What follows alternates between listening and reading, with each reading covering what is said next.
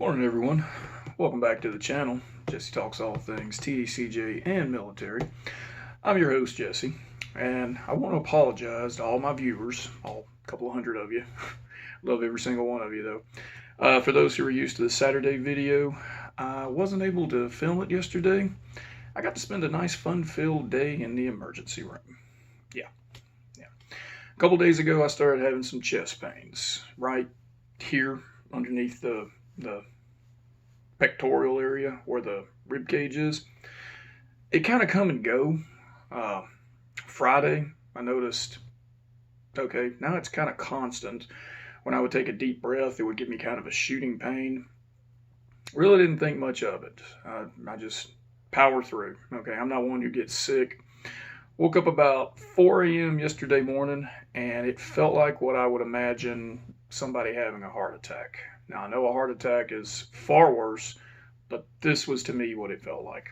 Made a phone call, had a nice little fun ride over to the emergency room, got me hooked up to the EKG, all the different monitors that monitor all your blood pressure, your vitals, had blood drawn, checking for clots.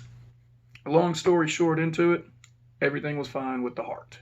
It's some kind of a strain. You know how the way the nurse described it to me, you sleep wrong, you wake up, you got a crick in your neck, and it's just like, man, what did I do last night? That's essentially what this is. But I don't know how I got it.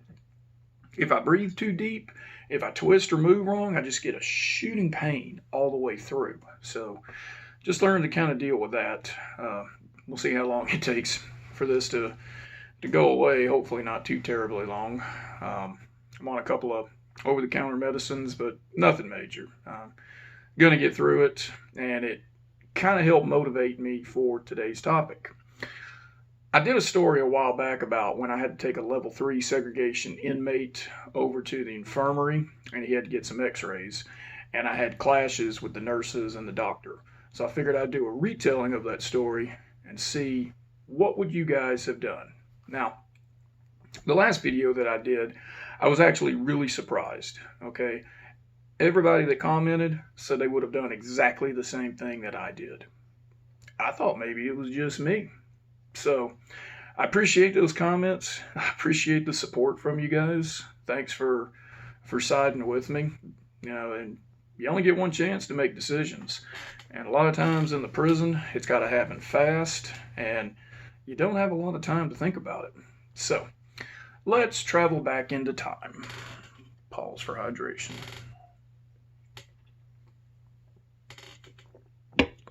Cheers, everyone. Let's travel back to around 2014. I'm working utility in SEG. One of the inmates has I guess you'd say a doctor's appointment, an infirmary appointment, hospital visit, whatever. One of the inmates there in SEG needs to go to medical. Now, in general population, they just got their travel cards and they went. It was a pretty simple procedure. SEG, it was a pain in the ass to move inmates around. I've covered it in ad nauseum about how we had to cuff them, 2 bosses have to escort them, yada yada. I don't know what the circumstances were regarding this situation. This was a level 3 segregation inmate. He was Hispanic security threat group. He had ink all over him. The funny thing about him, though, he never seemed dangerous to me. I had worked with the guy. I'd moved him around multiple times. He was in F-Pod. F-Pod, typically the worst of the worst. He needed a walker, and he always moved around real slow. Now, that's not to say that he wasn't a professional faker, okay? I just never had problems with the guy. I knew the guy was dangerous. Don't know what his crimes were. Never bothered to look him up. Don't know why he was level 3, okay? Guy to me just seemed frail, fragile, and the encounters that I had with him were always just cordial. Anyway, I'm sorry, I'm rambling. He needs to go to the infirmary, okay? He's got to get some x-rays done on him. Cool, no problem. Officer Carter's working utility that day. Comes time for me to move the guy. I'm supposed to have a second boss to escort him. I ain't got one. All right. I was given authorization through the lieutenant, who got authorization through the assistant warden, that this guy could get moved with one officer. Okay. With the intent if I had any problems whatsoever, it wasn't worded this way, but beat down time. All right. I think it had to do with because the guy was in a walker, even though his threat group was the highest it could be, because he was on a walker, he was perceived as less of a physical threat, and I could handle it if I needed to. When you were on utility, you had a baton. Baton was this black, yay long, wow, I think I'm just, okay, yay long rod, like you see in TV and cop movies, the old cops from the 90s and 80s that carried that nightstick hanging down from their leg. Not the kind that's short that telescopes out. You flick it with your wrist and it pops out. I can show you guys that if you ever want to see it. I got one up against the door frame over there. One of those old school kind of batons. You'd carry it in your hand, one hand on the inmate. You'd escort them around. Now, you didn't walk around with it ready to club someone. You kept it down by your leg. So it's time to take this guy to the infirmary. Okay. We're on the walk, and this guy's just moving slower. He's moving slower than the speed of smell, all right? We couldn't go through the front door. Anytime SEG inmates went in, they went through the back door in the infirmary. There were no cameras in there, and that was where a lot of inmate tuning up, come to Jesus meetings took place. Inmates that were acting a fool or acting up when you got in that hallway, it was yes, sir, no, sir. Yes, boss, no, boss. All right. All the old hands in there, they knew what had gone on in that hallway. Everyone knew. Okay. Different topic. Anyway, get this guy in there, not having any problems. We get through the hallway. We get all the way to the back. I get up to the desk, check in with the guy, and he's got to go in for x-rays. The lady tells me, I can wait right here. They'll take it from here. I said, no, ma'am, that's not how this works. I have to stay with this individual the whole time. He's a level 3 segregation inmate. I got to be with him. Inmate goes, yeah, you tell her, boss. Didn't say it as a joke, just as conversational as could be. Okay. He talked real quietly and he talked real slow, just like an older man would. All right. So she gets a little bit fussy with me. We go into the back. The guy's got to have x-rays done. All right. Anyone who's ever had x-rays done, you're not supposed to have any kind of metal on you. Well, what's the guy got on him? He's got hand restraints. It was real awkward with the guy because the hand restraints, they'd go around the stomach. There would be a belt and their handcuffs would clip to it. And they only had about, that much worth of movement. It wasn't a whole lot. This guy was able to move forward up on his walker. He couldn't hold on to the hands with it. He held on to the front part of it and he just move it. Okay. We get him in the back, get him away from his walker, and I've got the hand on him, and the nurse has another hand on him. And they go to sit him down on the bed. And she says, you need to take the handcuffs off. And I said, no, ma'am, I can't do that. She says, I can't run the x-ray with his handcuffs on. You got to take them off of him. No, ma'am, I'm not taking his hand restraints off. Again, I know what you said the first time. I don't need you to repeat it back.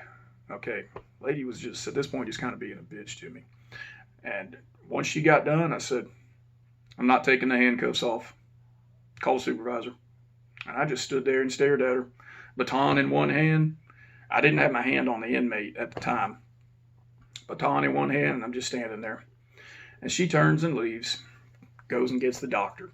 In the process, while that's happening, I look down at the inmate. He's looking up at me and goes,